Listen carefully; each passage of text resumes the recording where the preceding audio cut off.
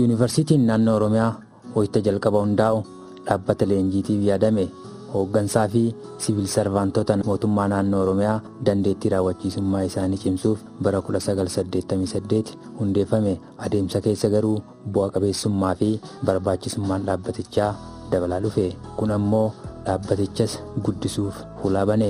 Booda gara Inistituutii Manaajimentii Oromiyaa jedhamutti sadarkaan isaa guddate. Ammas tajaajila leenjii fi barnoota haala fooyyee qabuun gaggeessitootaa fi siviil sarvaantota naannoo Oromiyaatiif kennuu ittuma fufe. Achi booda gara kolleejii siviil sarvisii Oromiyaa yookaan Piskoo jedhamee beekamutti guddisanii. Wayita ammaa kana bu'a qabeessummaan isaa tan duraa caalaa waan dabaleef mootummaan naannoo Oromiyaas gara yuunivarsiitiitti bara 2009 guddise. Yuunivarsiitii naannoo Oromiyaa jedhamees moggaafame. Yuunivarsiitiin naannoo Oromiyaa yuunivarsiitii naannoo isa jalqabaati. Akka biyyaattis yuunivarsiitiin naannoof tajaajila adda addaa kennuu fi naannoon waan hundaan bulchaa irraa fayyadamu isa qofa. Gaafa instituutii ture humna maaliin qaba jedheetii ilaaleetii gara kolleejjii guddate. Amma gaafa gara yuunivarsiitiitti gara kolleejjii guddate immoo ammas poteenshaalii fi tajaajilli ni dhaqqabsiisuu qabu dhageessaa deemuu qaba kan jedhu of ilaaleetii gara yuunivarsiitii guddate. Mootummaan naannoo Oromiyaa bara ce'umsarraa kaasee gaafa hundeeffamu modern politics yookaan siyaasa Itoophiyaa keessatti mootummaa naannoo Oromiyaa kan jedhu kan duru uummanni Oromoo ofiin of bulchuutiin asitti hin turre waan ta'eef mootummaan kun gaafa hundaa'u qaamonni yeroo sana mootummaa naannoo Oromiyaa karaa adda addaatiin hooggansa kennaa turan manni leenjii tokko akka isaan barbaachisu kan dandeettii raawwachiisummaa hooggansaa fi akkasumas dandeettii raawwachiisummaa hojjetaa cimsuu kan danda'u manni leenjii tokko akka isaan barbaachisu itti amanuutiin jalqaba naannoo 1988 wiirtuu leenjii ta'eeti kan inni hundaa'e. Isa booda suutaan Inistituutii Manaajimentii Oromiyaa maqaa jedhuun itti jijjiirame.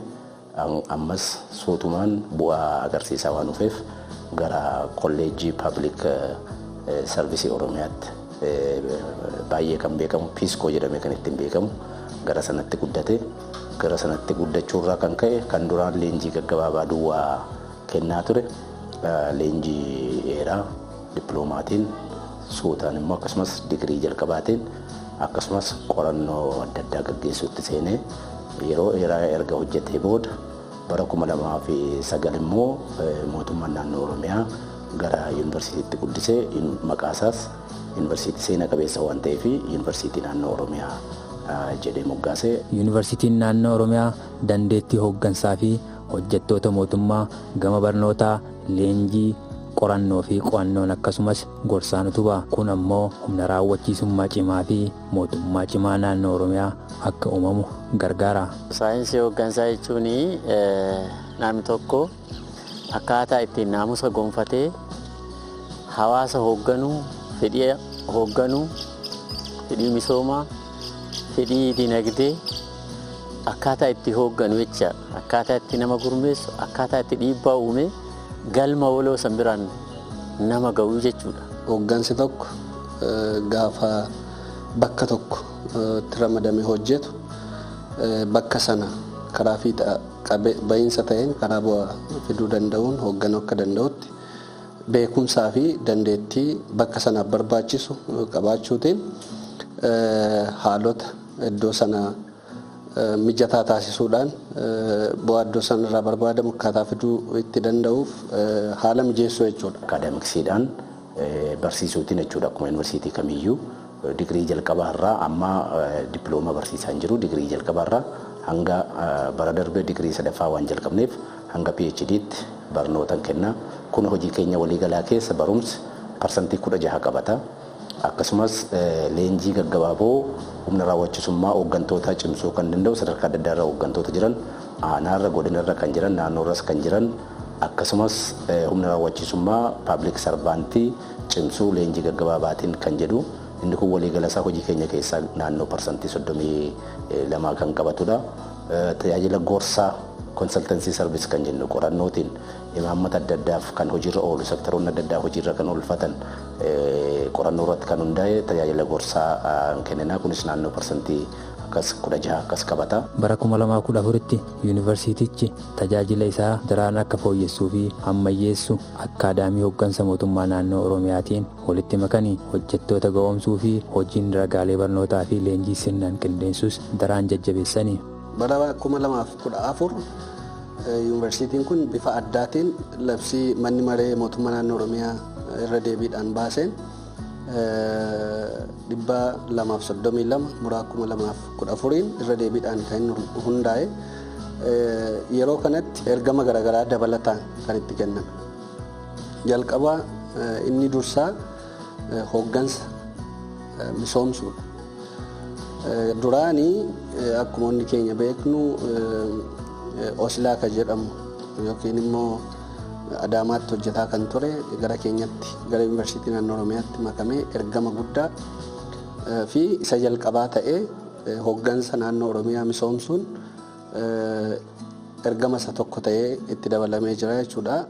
Lammata irratti civil public servantii naannoo keenya keessa jiran cimsuu ga'oomsuu qofa otoo hin ta'in akkaataa isaan itti kompiitensiin isaanii ilaalamee sertifaayi itti ta'u. Kunis ergama dabalataa ta'ee amma yuunivarsiitiin keenya hojjettoota mootummaa naannoo Oromiyaa keessa jiran public servant waliigala jirru akkuma waliigalaatti qormaata kenneete jechuudha. Kan ga'oomsi isaanii erga mirkanaa'e booda sektoroonni ramaddii isaanii kan geggeessan. Kanaan dura leenjii kennamaa ture callumadhee kennamaa ture jechuudha. Namni yookaan guugulii irraa barbaadee paawurpoointii adda addaa barbaadeeti leenjii kan kennaa ture jechuudha. Amma akkasumatti jechuudha leenjii kan kennaa jiru jechuudha. Jalqaba fedhii leenjii sanaa barbaadna jechuudha. Maal barbaada leenjiyaan sun? Maal barbaada mannujii sun? Akka biyyaatti maaltu barbaadama waan jedhu sana akka dhaabbataatti, akka nama hoogganuutti, akka nama immoo hoogganamuuttis isa fedhii sana iddoo walitti qabnee fedhii sana immoo tartiiba baafna jechuudha. Maal irratti kan jiru jechuudha. Iddachi kaane sirna leenjii qopheessinaa, muujuulii qopheessina jechuudha. Muujuuliin sun karaa beekumsa qabuun haala qabatamaa addunyaatii fi haala qabatamaa keenya giddu galeessa gooneetu qopheessina jechuudha. Leenjiin erga kennameen booda immoo even bu'aan isaan qoratama jechuudha. Guutumaa guutuutti adeemsi isaa ka'umsi isaa fedhii leenjii irraa ka'a. Otherwise leenjiin fedhii leenjii irratti hundoofne bu'aa barbaadamu fiduu hin danda'u. Qisaasama ta'a jechuudha. Akaadaamiin sun kanaan dura leenjii adda addaa hooggansaaf kan kennu ture. So nutti makamuu isaatiin humna namaatiin qabeenyaan akka yuunivarsiitiin kun cimu taasiseera. So isa kana gaafa ilaallu leenjiin keenya akkam yoo ta'e bu'aa qabeessa ta'a kan jedhu bara 2014 kaasnee xiinxala gurguddaa gaggeessine. Kanaan dura akaadaamiin sun namoota hooggantoota gara Adaamaatti ol waamuutiin galma tokko keessatti nama 2,000 fa'aa walitti qabuutiin leenjii guyyaa 3 guyyaa 4 kennaa ture. Sun bu'aa qabeessan ta'uu decentralized ta'uu qaba kan jedhu irratti walii galleeti. Plus waan nuti leenjisnu sirna barnoota mataasaa qabaachuu qaba, moojulii qabaachuu qaba. Leenjistoonni immoo ofii isaanii ga'umsa isaanii cimsachuu qabu. Leenjii leenjistoota fudhatanii sertifaayidii ta'uu qabu jennee irratti hojjenne sirna leenjii akkuma sirna barnoota kamiyyuu kaarkulamii leenjii qopheessine isarratti hundaa'uutiin moojiloota qopheessine. Leenjistoota keenya immoo gara nama 20 kan ta'an Ethiopian Management Institute irraa namoonni dhufanii asitti leenjii kennanii certified trainers akka isaan ta'an goone leenjii gara Adaamaa fi gara Baatuu Duwwaatti waamuutu hin ta'in godinaalee fi magaalota Oromiyaa irra deemnee aanaa irraa gara godinaatti namoonni dhufanii akka leenjiidhaan gochuutiin bara 2014 xiqqoo yaaliif itti gallee bara 2015 isa kana bal'inaan hojjennee milkii guddaatiin kan ittiin xumurredha. Yuunivarsiitii naannoo Oromiyaatti hojii hojjetaniif duubdeebii fudhatanii fala barbaadu kun ammoo tajaajila kennan akka fooyyessan isaan gargaara. Keessattuu akkuma fedhii maamiltootaatti leenjiin isaan kennan akka hawaasaatti dhiyaatu hojjetamaara. Leenjiin dura giddu galeessa qofatti kennamu amma magaalota godinaatti kennamuu jalqabe. Kun akkuma guddina yuunivarsiitiitti tajaajilaan maamilatti dhiyaatu agarsiisa. Maamilatti dhiyaatuun ammoo tajaajila saffisaa kennuun cinatti baasii xiqqeessa. Kanaan dura leenjiin kennamaa ture giddugala Adaamaa yookaan Shaashamanii yookaan Jimmaa Duwwaa ta'a jechuudha. Isa sana gadi buunee kennuun immoo faayidaa guddaa isaa qaba jechuudha. Tokko haala qabatama isaatiin leenjiin achitti jechuudha. Lammaffaa hojiirraan buqqa'u. Kanaan dura Adaamaatti ofidde tilmaamuu hin danda'ama. Baasii adda addaa ba'a. Karaa qisaasama yeroo jira, qabeenyaa jira. Amma garuu humna namaa leenjii waan qabnuuf namoonni leenji'an kun immoo leenjii tiyootii namoota fudhatanii beekamtii argatan waan ta'eef achuma godina yookaan magaalaa aanaa sanatti gadi bu'aniitu leenjii kennina. Beezikaalii leenjiin keenya bifa lama qaba. Tokko kan fedhii irratti hundaa'u jira. Demand driven ta'e kan dhufu jira. Kun jechuun manneen hojii mootummaa hanqina akkasii qabna gahumsa irratti dandeettii irratti beekumsa irratti kanaafuu leenjii akkasii barbaanne jedhanii gaafa adda baasanii dhufan sun fedhii irratti kan hundaa'u yookaan demand driven kan jennu. Sometimes akka mana hojii mootummaa hojii kana hojjechuudhaaf dhaabbatetti immoo yuunivarsiitiin naannoo Oromiyaa supply driven kan ta'e jechuun haala qabatamaa manneen hojii keessa jiran adda baasee adeemsa sirna fedhii qorannoo leenjiitiin adda baasee bara kanatti leenjiiwwan mata duree ijoo ta'an seektaroota walootiif fayyadamuu danda'u kana. Isa qofa osoo hin ta'in ispeesifikaalii manneen hojii hunda keessatti fedhiin leenjii kam akka ta'e sirriitti qorannee addatti qabna jechuudha. Kanaaf sirriitti hundoofnee leenjii kennina. Kan kanaan dura nama 2,000 iddoo tokkotti walitti qabamu amma 300 200 akkuma daree isaatti goonee marii adda addaatiin interaction bifatanii leenjistoonni keenya bifa namni muuxannoo walirraa fudhatuun haala qabatama magaalaa isaanii haala qabatama godina isaanii akka isaan kaasanii irratti mari'atan saayinsii isaa epistemological duwwaatu hin ta'in practical leadership akka isaan leenjiidhaan kenna tajaajilaa irratti akka isaan leenjiidhaan goonee bu'aa qabeessa ta'uu isaas baay'ee assessmentii isa ji'a 3 booddee assessmentii gaggeessinee of harkaa qabna piroosesiin itti adeemnee fi amma ta'e jijjiirama fiduu isaa of course impact isaa giraajuwaaliidha kan ilaallu karaa kanaan milkii guddaa arganne irra jenneetti kan yaadnu jechuudha. Kenna leenjii fi dhiyeessii tajaajila adda addaa irratti yuunivarsiitichi duub-deebii fudhatuu aadeffate iddoo leenjii mijataa akkasumas haragalfiif tolus qaba. Adeemsa hojii keessatti hanqinoonni yoo mudates dafanii furmaata barbaadu. Kun ammoo guddina yuunivarsiitii naannoo Oromiyaa dhaabbata guyyuu barataa deemu jechisiisa. Akka sadarkaatti quufinsi maamilaa sadarkaa addunyaa irratti kaa'ame indeeksiin jira yookaan immoo customer satisfaction index kan jennu jira.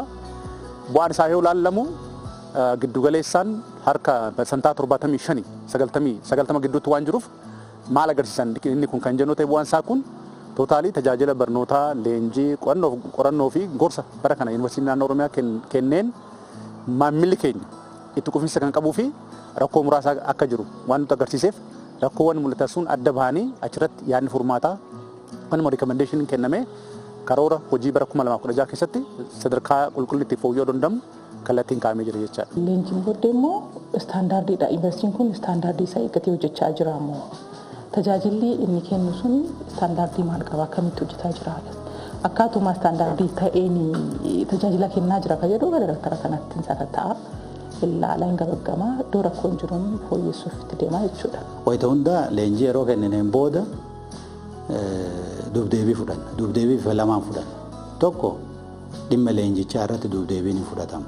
Suni kutaawwan leenjii qindeessaniin ta'a. Fakkeenyaaf yoo misooma hooggansaa taate dhimmi leenjii irratti kenninu damee misooma hooggansaa duub-deebii saniin fudhata. Akka faasiliitiitti akka damee bulchiinsaa fi misoomaatti immoo faasiliitii kenna irratti yaada qaban. Fakkeenyaaf kutaan leenjiidhaa maal fakkaataa faasiliitiin leenjiidhaaf qophaa'e fakkeenyaaf LCD fayyadamnaa smart screenii fayyadamnaa teessoowwan jiranii kutaawwan mijatummaa isaanii mooraa keessa lafa itti boqotantu jira doormitarii qabna lafa akka bultiidhaaf itti fayyadaman qabna. Refreshmentii qopheessina leenjii jidduutti waan itti fayyadaman yaadannoowwan amma argitan kanniin ka amma an harkaa qabu kanniin raabsinaa iskiriptoo barreeffamaaf raabsinaa gara kaaniin immoo mooraa keessatti sochii jiruun itti quufinsa balbalarraa ka'ee amma leenjii xumuranii ba'anitti itti quufinsa isaanii dhumarra nuu ibsanii waraqaadhaan nuu ibsanii anaalisisiin isaa hojjetameeti wayita hundaa kan fooyya'u. Tajaajila barnootaa yuunivarsiitiin naannoo Oromiyaa adda durummaan ni kenna. Keessattuu siviil sarvaantota naannoo Oromiyaatti duraa kaasee hanga har'aatti harka caalaa itti tajaajilamaa jira. yaadama keenya hubachuudhaan mootummaan yuunivarsiitii mootummaa naannoo Oromiyaa gaafii dhiyeessineen jijjiirama eegalame cimsuuf akka barachuu qabnu caasaa keenya akka barsiisuu qabnu gaafii dhiyeessine gaafii barnootas nu eeyyamanii hoggansa muraasa nu barsiisaa jiru. Yuunivarsiitiin naannoo Oromiyaa yuunivarsiitii akka naannootti qabnu tokkichadha. Yuunivarsiitiin kun gahee guddaa taphataa jira naannoo keenya keessatti. Keessattuu ga'umsa humna namaa qabnu hoggansa naannoo kanaa cimsuu keessatti gahee guddaa shoora guddaa taphataa jira. Egaa nus akka abbaa taayitaa saayinsii fi teekinooloojii Oromiyaatti hojiiwwan hedduu waliin hojjetaa turreerra ammas waliin hojjetaa jirra. Achi keessatti keessattuu gaheen yuunivarsiitii naannoo Oromiyaa leenjii ogeessota qabnu nu geessuu irratti leenjiiwwan gaggabaabaa leenjii dheeraa hanga leenjii dheeraatti sadarkaa digirii lammaffaatti ogeessota keenya nu leenjisuu irratti hojii deeggarsa guddaa nu godheera jechuudha. Ogeessonni keenya qorannoowwan kaka'umsa isaaniitiin qoratan akkuma jiruttidha. Lammaffaa immoo bifa konsaltaantiidhaan sektoroota faana sektoroonni rakkoo isaanii hiikkachuuf nu faana kan hojjetantu jira. Bifa kanaan hojiiwwan gurguddaa kanaan duras hojjechaa turreerra bara 2015 immoo keessumaatti humna keenya cimsannee hojiiwwan gurguddaa bu'aa gurguddaa buusuu danda'an hojjenneerra jechuudha. Istiraatejikaalii Oromiyaa gargaaruu kan danda'an qorannoo fakkeenyaaf Koomishinii Karooraa Oromiyaa faana qorannoowwan gurguddaa hojjenne kun hojiirra oola jennee abdii qabna.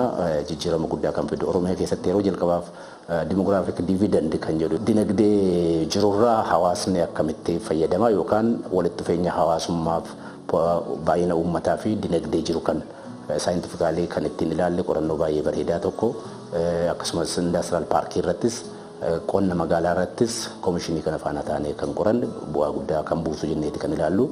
Yuunivarsiitiin naannoo Oromiyaa barnoota qulqullina qabu kennuu fi haala mijataa uumuun hojjetaa jira. Kun galmee eegalee hanga barnoota xumuranitti akkasumas kaarikulamii qopheessuu irratti cichanii hojjetanii ifaajee isaanii kanaanis milkaa'aniiru. Erga akka biyyaatti yuunivarsiitiin keenya qabu keessaa tokkichi hojii baruuf barsiisuuti. Baruuf barsiisuun immoo dhimma qulqullinaan wal qabatudha jechaadha.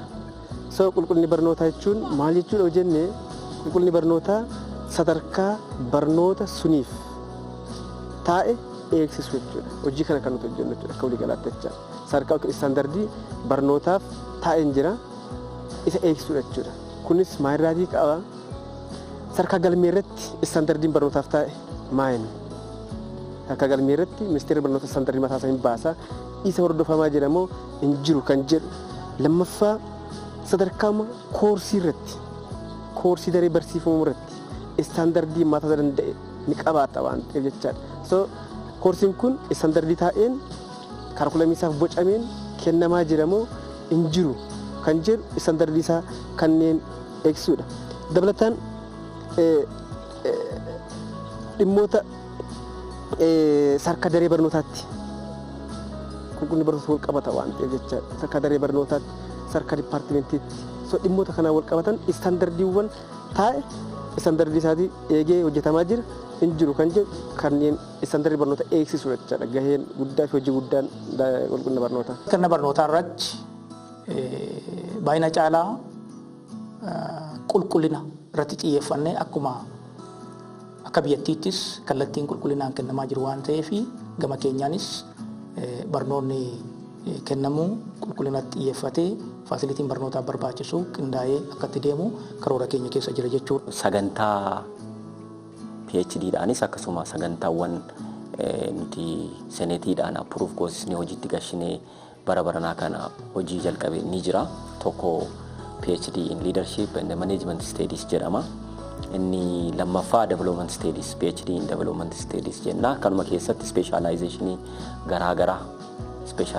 garaagaraa of jalatti ni qaba. So sagantaa bifa kanaan opereeshiniitti jirra jechuudha. Hojiin qo'annoo fi qorannoos hojii ijoo yuunivarsiitii naannoo Oromiyaati. Yuunivarsiitichi argannoo qorannoo isaa abbaa dhimmi ilaaluuf duubdeebii kenna. Duubdeebii kennuu qofa osoo hin taane raawwii keessatti duukaa bu'aa leenjii fi gorsas yoo barbaachise biraa hin hafu. dhaabbileen ofii isaaniitiin bakka kanarratti hanqina qabna jedhanii bakka isaanitti nu gaafatan jira. Fakkeenyaaf Inistituutii Pilaanii Magaalota Oromiyaa waliin taanee bara darbe gara mata duree 5 irratti hooggansa magaalotaatiif moojuliin qophaa'e, kaarikileemiin qophaa'e, moojuliin 5 qophaa'e hooggansi magaalota Oromiyaa irratti kanaan booda ramadamuun irra jiraatu tartifaayid ta'ee ogummaa iddoon sun barbaadu gonfatee akkaataan itti hoogganuu danda'uun kan qopheessu maateeriyaaliin 5. Kun egaa walta'iinsaan kan hojjetamu jechuudha. Fedhiin sun dhaabbanni yookiin manni mootummaa tokko fedhii qabu, hanqina qaburraa ka'ee, gama qaburraa ka'ee kan dhiyeessu irratti hundaa'ee kan kennamudha. Lammata immoo nuti ofii keenya qorannoof qo'annoon gaggeessina. Waggoottan 3 keessatti magaalota 26tti piroojeektii UIDP wajjin irratti xiyyeeffachuudhaan hamma potenshaala galii magaalota adda baasneerra. Magaalonni akka asiin duratti callisanii miti kan kaffaltiin gibira irratti murtaa'u bu'aa qorannoo fi qo'annoo irratti hundaa'ee kennamaaf waan ta'eef kun jijjiirama fidera waan guddaadha. Inni biraa fakkeenyaaf baruma kana qofaa aanaalee 94 fi magaalota 14 irratti poteenshaalli maddisiisa galii isaanii meeqa akka ta'e addaan baay'eera. Kanaafuu biiroon kun tilmaama gibiraa lafa kaawwachuudhaaf wanti rakkatu hin qabu. Tilmaamni gibiraa kan taa'u qorannoof qo'annoo sirriitti saayintifikaala ta'een adda bahee hojjetama waan ta'eef. Galiin Oromiyaa baay'ee dabalaa jira. Mootummaan naannoo Oromiyaa hojii gurguddaa hojjetee galii isaa eessaa ka'ee amma eessa akka ga'e uummannis kan beekudha. Kanumayyuu ta'ee qorannoo nuti qabnuun potenshaala Oromiyaan qabduuf galii piraaktikaalii funaanamaa jiru wal bira qabnee gaafa laallu ganaan mallee potenshaala guddaa akka qabu qorannoon keenya kan agarsiisu. Kana biiroon galiiwwan Oromiyaan ufaan hojjechuutiin dhimma kana hojiirra oolchuutiin bu'aa gurguddaa argachaadha kan jirru walumaa gala jechuudha. Yuunivarsiitiin naannoo Oromiyaa mootummaa naannoo Oromiyaatiif madda imaammataati. Bu'aa argannoo qorannoowwan adda addaa mootummaaf dhiyeessu argannoo qofa osoo hin taane furmaatas duukaa falaa fi rakkoolee fi miidhaa ragaalee sobaa hawaasa irraan gahaatiin jiran irratti qorannoon bal'aan gaggeeffamee leenjinis irratti kennamee jira. Akkasumas immoo tarsimoo carraa hojii uumuu 2004 bahe waggaa 10 ittiin hojjetamaa ture. Hanqina maal qabaa, cimina maal qabaa, maaltu immoo fooyya'uu qaba waan jedhu irratti qorannoon irratti gaggeeffamee tarsimoo haaraa biiroo carraa hojii uumuu Oromiyaa wajjin ta'uudhaan tarsimoo haaraan qophaa'ee yeroo ammaa ittiin hojjetamaatiin jira. Bifuma wal fakkaatuun ammas biiroo carraa hojii uumuu wajjin ta'uudhaan hojmaataa fi rakkoolee bulchiinsa sheedii iddoo oomishaatii fi iddoo gurgurtaa irratti qorannoon gaggeeffamee yeroo ammaatti rakkooleen jiran addaan bahee dhimmamtootaaf dhiyeessuudhaaf qopheessinee harkaa qabna jecha. Karaa biraatiin Koomishinii Naamusaa fi Farra Malaamaltummaa wajjiniin ilaalchaa fi gocha malaamaltummaan naannoo keenya irratti sadarkaa amma irra jiru irrattis qorannoon gaggeeffamee tarsimoon irratti beetiin hojii keessa galameetiin jira. Akkasumas immoo dhiibbaa fi yaadama godaansi baadiyyaa irraa gara magaalaa taasifamaatiin jiru dhiibbaa maal qabaa, yaadama maaliin gaggeeffamaa jira, sababooleen godaansa kanaa maalinni, akkasumas immoo bu'aa fi dhiibbaan isaa maalinni waan jedhus Koomishinii Karooraa wajjin qorachuudhaan tarsimoowwan achirratti hojjetamuu qaban irrattis hojii bal'aan hojjetameera jechuun danda'ama. Yuunivarsiitiin keenya madda yaadaa jechuun bakka yaadni burqu, bakka poolisiin itti burquu fi bakka poolisiin mootummaa baase immoo akkamitti hojiirra oolaa jira, bu'aa fidaa jira moo hin jiru, hanqinni isaa maali, hooggansi naannoo sanarratti ramadamee jirus ergamatti kenname baataa jira moo baataa hin jiru jedhanii akkaataa itti madaaluu dandeenyuun socho'aa humna ofii cimsaa kan jirru jechuudha. Amma bara kana taargeetiin keenya tokko hooggansa interpirooneraa taargeet gooneeti yaadrimee hooggansa interpirooneraa sirriitti lafa qabsiisuudhaaf irratti karoorfannee jirra. Maal jechuudha? Yaada biizinesii keessa jiru, sirna hooggansaa biizinesii keessa jiru, kan riskii fudhatu, kan haala waliin haala keessa jiru keessatti carraa uumuu danda'u. carraa uumee namoota birootiifis madda galii ta'uu danda'a, madda hojii ta'uu danda'a, kan akkasii uumuu kan danda'u. Haala keessaa kan baqatu otoo hin ta'in riskii kaalkuleet godhee kan fudhatu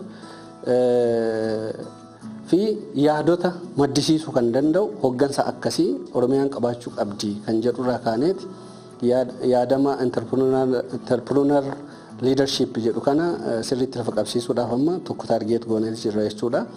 Magaalonni Oromiyaa hawwattuu fi jiruu namaatiif filatamtuu akka taatu fedhii fi hawwii Yuunivarsiitii naannoo Oromiyaati. Kanaaf magaalaa Adaamaa hawwattuu gochuuf hojii hojjetamaaru qorannoon gargaaranni. Qorannoon magaalaa Adaamaatti hojjetame boru magaalota birootiifis bu'uura ta'a jedhamee abdatama. Bulchiinsi magaalaa Adaamaas hojii hayyoonni Yuunivarsiitii naannoo Oromiyaa hojjetan beekumsaa fi kutannoon nu deeggaran jedha. Hawwataa yeroo jennu turizimii faana wal qabachuu danda'a, daldala keessoof daldala alaa walii wal qabachuu danda'a, bulchiinsa lafaa walii wal qabachuu danda'a, gaggeessummaa faana wal qabachuu danda'a, geejiba magaalittii faana wal qabachuu danda'a, galii magaalittii faana wal qabachuu danda'a, ijaarsa magaala sanaa faana wal qabachuu danda'a. Wannoota kana wanna hawwataa gochuu keessumaa ismaartii yeroo haasanu yookaan magaala hawwattu uumna yoo jennu diijitaal woorlidii faana wal qabsiisne. Qorannoon sun akka taasifamuufis kan barbaadan isaanidha. Kan jirurra oolchanis isaanidha. Garuu kophaa isaanii miti. Qorannoon kun irra deebi'amee akkamitti bifa kamiin himaammata fayyaa keessa seenuu qaba. Bifa kamiin akkamitti himaammata barnootaa keessa ooluu qaba. Akkasumas immoo yaadni furmaata dhiyaate kun akkamitti diinagdee keessa himaammata diinagdee keessa seenuu qaba jedhu waliin mari'achuun sagantaa marii qopheessuun waliin haasa'uun hordofiin hin barbaachisa dirqama. Keessattuu qorannoo waliin gaggeessineen ogeeyyiin quuqamaan itti yaadanii hojii hojjechaa jiran akka nu hubadheen akkuma sanan biraas san hojjetu amantaa jedhu waan an qabuuf cimnee akka hojjennu yeroo walitti dhufnu quuqamaa waan kaasaniif waan yaadne kana sarkanuu yaadne walitti balballoomsuudhaan gaafii keenya ka'umsa godhatanii dabalataan itti dabaluudhaan qorannoo san keessattis yoo dabalan yoon argu kiyya caasaan bulchiinsa magaalaa Adaamaa kiyya cimsuun qaba jedhanii fudhatanii waan hojjetaniif. Yuunivarsiitiin naannoo Oromiyaa ce'umsa manneen hojii fi dhaabbilee misoomaa galmaan ga'uuf hojjetaara. Keessattuu qindoomina jabaa fi ogummaawwan gargaaraniif seektaroonnis tajaajila argatan irratti gammachuu qabu. Waliigaltee waliin qabnurraa ka'ee hojii kana teewaarii qopheessine isaaniif affeerre kaayyoon isaaniin affeerree fi mootummaan yeroo dhaabbata kana ijaaru akka yuunivarsiitii qofatti otoo hin taane tajaajila gorsaallee biiroolee dhaabbilee mootummaa naannoo Oromiyaa keessa jiran humna namaatiin deeggarsa gochuudhaan qorannoo adda addaa gochuudhaan assaayin ta'ee gatii jiruuf dhaabbata kana hojimaata seeraatiin affeerree akka waliin hojjennu goone yeroo ammaatti qorannoo bu'aa qabeessummaa nu qoratanii jiru jechuudha. Qorannoo bu'aa qabeessummaa isaanii nu qoratanirraa maal qabnaa maaliin qabnu waan qabnu keessaa kamiin qabannee itti fufuu dandeenya kamiin qabannee itti fufuu dandeenyu kan jedhu akka isaanii nu deeggaranii kan barbaanne isarraa kaasee raagaawwan bu'uuraa edda sassaabbatanii booddee yookaan edda walitti qabatanii booddee raagaawwan kanarraa kamiin yoo hojjenne nu wayya waan jedhu kallattii hojii nutti agarsiisanii jechuudha. Kanaafuu waggoota dheeraa dhimma hojii suphaa konkolaataa farniicharii wajjin wal qabatee koonistirakshinii keessattis jira waan hedduu hojjechaa jira. Garuu manni hojii sun hamma potenshaala humna qabutti hedduun hojjenne. Kanaaf maal hojjennee fi biizines tiraansfoormeeshin istiraatejii baasneef jechuun manni hojii sun tiraansfoormir ta'uu qaba jijjiiramuu qaba. Kan wajjin wal qabatee tokko fizibilitii istadii isaa hojjenneerra.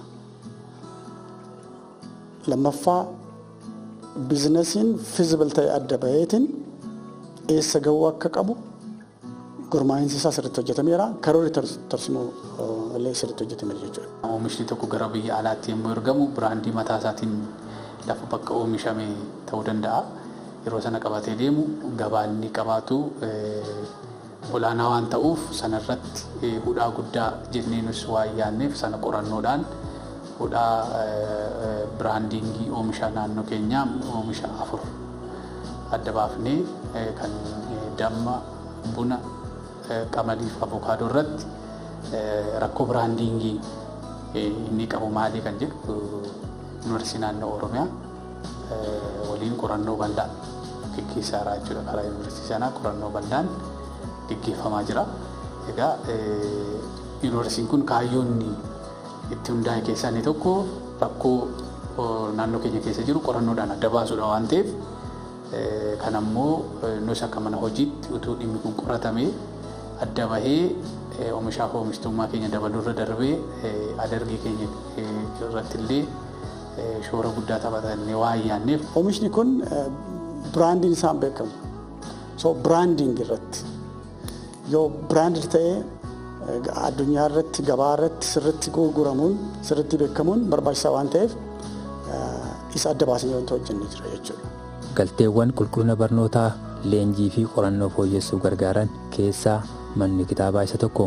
Kanaaf yuunivarsiitii naannoo Oromiyaatti mana kitaabaa fooyyee qabu ijaaranii tajaajila mana kitaabaa dijitaalaas kennaa jira. Manni kitaabaa kun jalqaba barattoota 1,500 illee al tokko keessummeessuu kan danda'udha. Manni kitaabaa kun illee kutaa dijitaalaa fi kutaa dubbisaa jedhamee kan addaan qoodamedha. Kitaabilee sadarkaa isaa eeggatan orijinaala kan ta'an kan qabuu fi bifa dabalataatiin barataan koorsii isaa haala salphaan yeroo muraasa keessatti akka uwwisuu danda'utti moojulli yookiin riiding teaching material jennee kan qophaa'ee jira. Laayibreeriin keenya laayibreerii istaandardii isaa eege istaandardii yuunivarsiitii uummata Oromoo kan eege goonee already established goonee bara 2015 jalqabarraa kaasnee laayibreerii dur xiqqoo tokko turte barataan baay'ee rakkachaa kan ture amma laayibreerii yuunivarsiitii kamiirraayyuu gadi hin taane established goonee itti hojjetamaa jira jechuudha. Laayibreeriin keenya e-libraries qaba. Yuunivarsiitiin naannoo Oromiyaa ammas bu'uura hojii isaa guddisuu waliin ijaarsa isaas dabalaa jira. Gamoowwan ijaaramaa jiran kutaalee leenjii fi bakka bultii of keessaa qabu. Ijaarsi gamoowwanii wayita xumurame tajaajila kennan kan duraa caalaa fooyyessa jedhamee abdatame. Fedhii yeroo adda addaa waan dabalaa jiruuf nutis ijaarsa kana babal'isaa deemuun barbaachisaa ta'e waan argameef yeroo ammaa kana ijaarsa piroojeektii marsaa 3ffaa kanarra jira jechuudha. Marsaa 1ffaa xumurreera, marsaa 2ffaa xumurreera, marsaa 3ffaa kanas xumuraa jirra jechuudha. Hooggansi bulchiinsa yuunivarsiitii naannoo Oromiyaa ragaa bulchiinsa humna namaa ammayyeessanii jiru. Tajaajila barbaachisu hunda yeroo gabaabaa keessatti dhamaatii tokko malee kennuu danda'u. Ragaan bulchiinsa qabeenyaas akkasuma ammayyaa'ee jira. Adeemsa hojii hunda bakka tokkotti CCTV kaameraan yookaan kaameraa hidhameen hordofuun danda'ama. Dabalataanis ragaa barattootaas teeknooloojiin gurmeessanii ragaan gurmaa'uun haala salphaan tajaajila maamilaaf akka kennan gargaara. Qabannaa ragaa barattootaa haala ammayyaa ta'een qabachuudhaaf sisteema SIMS jedhamu kanarratti maaneej goona. Teeknooloojiin kun yeroo dhiyoo bara 2010 irraa kaasee ragaa barattoota as jiran hundaayyuu sisteema kanarratti maaneej godhaa jirra jechuudha. Sisteemni kun aktarii garaagaraa qaba. Aktaroota keessaa inni tokko sisteema administreetar gochuudha. Kabraa immoo barsiisonni jiru. Kolleejonni jiru ragaalee kanneen amma warri maaneej godhan hojjettoonni reejistiraaraa daataa riikaardi akka jennuun jiru kanneen irratti akti godha jechuudha. Galmeen duraanii kan mana galmee jiru suni hin bada jechaa miti. Galmeen jira garuu namoota yuunivarsiitii kana keessa dur irraa jalqabanii hojjetan galmeen isaanii inni mana galmee jiru guutuun isaa bahee kompiitara irratti aplood ta'ee kana booda nama faayila isaa barbaadanii osoo hin taane nama muuxannoo isaas haala hojii isaas beekuun gaafa barbaadame asuma kompiitara irra taa'ee kilikii matakkattiin seenaa isaa guutuu waraqaa irratti piriint gochuu dandeenya. Tajaajila kennan ammayyeessuuf hojjettoota isaanii leenjii gaggabaabaa hanga barnoota yeroo dheeraa kennuufi kun ammoo tajaajila isaanii qulqullinaan kennuun cinattis maqaa gaarii yuunivarsiitichaa ijaaruu fi eeguuf gargaara. Hojjetaa akaadaamisii qabnu keessaa hojjetaan 31 warra PhDdha eebbifamanii dabalataanis hojjetaa 173 maastarsiidhaan eebbifaman qabna. Amma warra maastarsii qaban kana keessaa hojjetaa 31 carraa barnootaa kennineefit barnoota PhD isaanii hordofaa jiranii jechuudha. akkuma adda xumuranii gara hojiitti kan dhufan ta'a jechuudha. Gama biraatiin hojjetaa bulchiinsaallee yuunivarsiitiin keenya hojii baruuf barsiisuu waan kennuuf hojjetaa keenya digirii jalqabaatiin digirii lammaffaatiin carraa barnootaa kennuudhaan hin misoomsina jechuudha. Yuunivarsiitii naannoo Oromiyaatti tajaajilli lammummaas hojjetamaa jira. Rakkataa hirkisuun aadaa isaaniiti. Hojjettoonni mana hojichaa walii galanii tajaajila lammummaa irratti hirmaatu akka odeeffannetti. Yuunivarsiitii naannoo Oromiyaatti haala bareedaa miidhagaa fakkaatu kanaan haala bareedaa haala ammaa isaan argaa jirtu akkanaan isaan ispoonsara ta'e kan kana dalagaa jiran jechuudha. Daa'imman 60 qabnu sanaaf kan inni deeggaru yuunifoormiin binnaa fi kaffaltii mana barumsaan kaffallaa fi dabtara, boorsaa, iskiriiptoo, irsaasii bituudhaan akka isaan barumsa isaaniitti fufan taasisaa jirra. Isaanuma keessaa immoo ijoolleen barumsa seensa yuunivarsiitii fidanii yuunivarsiitii galan jiru. Isaaniifis waggaa waggaatti ijoollee 3 qabna. Isaaniif qarshii 15,000 yuunivarsiitiin deeggaree barsiisaa jira. Yuunivarsiitiin naannoo Oromiyaa maxxansa yookaan joornaalii mataa isaa maxxansuuf ifaajaa jiru. Joornaalichi yuunivarsiiticha hojii isaatiin beeksisa. Kanaaf of eeggannoo cimaan qophaa'aa jira jedhanii. International Journal of Leadership and Public Sector Reform jennee hojii jalqabsiisnee dhiyootti kan publish goonu joornaaliiwwan publish goonu illee ni qabna. Kun hojii hangafaa bara baranaa kana keessallee hojjennee jirrudha. Joornaalii mataa keenyaa qabaachuu qabna jennee Leadership and Public Service Reform kan jedhuun joornaalii establish goonee I think yeroo iyyootti publish ta'aa jechuudha. Hayyoonni artikilii isaanii ergatanii tiimiin dhimma kana gulaalaa jira jechuudha. Kun hojii guddaadha. Yuunivarsiitii kana steeppii tokko fuulduratti oofuu keessatti gahee mataa isaa waan qabuuf joornaalii mataa keenyaa qabaachuu keenya jechuudha. Yuunivarsiitiin naannoo Oromiyaa mul'ata dheeraa qaba. Kun ammoo hooggansa cimaan milkaa'aa jedhani.